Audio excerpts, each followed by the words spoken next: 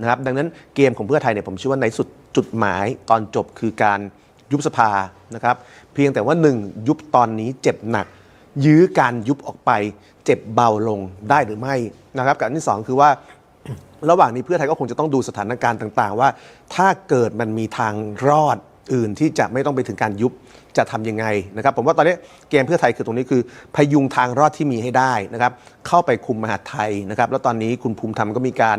แต่งตั้งโยกย้ายข้าราชการแล้วนะครับเอาอธิบดีไปเป็นผู้ตรวจนะครับยังไม่มีปีมีครุยแล้วก็เอาผู้ว่าเชียงใหม่ขึ้นเป็นอธิบดีเนี่ยมันชัดเจนแล้วว่าการขยับตอนนี้มันเริ่มแล้วนะครับการขยับแบบนี้คือการเตรียมพร้อมสู่การยุบสภาแล้วครับ